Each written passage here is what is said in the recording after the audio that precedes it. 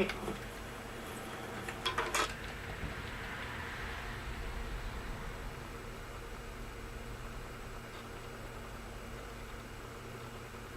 I'm just fast forwarding this through to about 28, I think, just before I just do the little Neblina clip, and that will just give you a taste of what is on this thing. It's not the clip I actually wanted to show. The clip I wanted to show was by a totally different person on another disc, and unfortunately the disc was a crappy disc, and you know, I've had it for 10 years and it's not working properly now. So yeah, it wouldn't work in the Xbox or anything, so you know, you go through and then it just stop, and oh, load of hassle, wasted time. Oh, here we go, hang on. Went too far, sorry about that, fellas. There we go. Here we go. Which are pollinated by bees. Next one, please. Okay, again, you see how straight they grow up, this species. One of the most remote mountains in this area, or tepuis, is Cerro Neblina.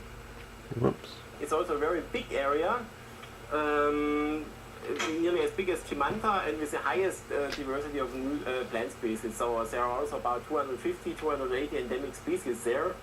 It's the interesting thing in Neblina, if you look at the map from 1950, there's still another mountain in the maps as the highest mountain, because this one was not known in 1950. Just in 1952 or 1955 there was awareness that there is a mountain in the Amazon forest, because usually this one is just in the mist. That's the meaning of Neblina, but it's only usually very misty there. Next one, please. And if you go to the surface of this mountain, it's also most of the area, or a lot of the area, is covered with highland scrub, and in between there are some meadows. And you also can see here, there are the first plants of Helianthera tate Neblina. Next one. Sometimes also forming colonies. Next one.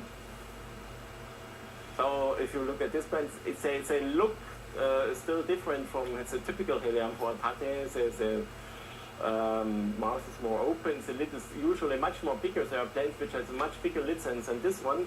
Next one. A small colony of it. Next one.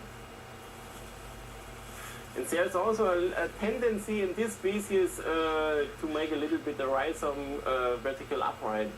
Next one, please. But usually in this species it doesn't get up more than half a meter, or 75 centimeter. It doesn't grow so high up as the Helianthera tate in Huachamakane tepui. Next one. Here another one which has a quite big lid and a very slender picture. Next one. Okay, so now we have seen the plants at the eastern tepuis, which are growing at the areas with the lower vegetation, the western tepuis with the higher vegetation. And now we have some niches for Helianthera, some smaller niches. So there you don't have to look at the surface.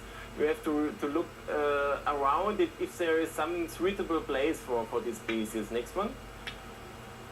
And this is one of these places in between two tepuis, also with high scrubs, but also with open areas. And here you also see in between the scrubs the flowers of the first Helianthera. It's a niche of a very special species, Helianthera ionacii. Ionacii is one of the most impressive species. It can get pitches about 45 centimeters in length. The other ones can get also this long, but this one is very broad and very massive species. Next one.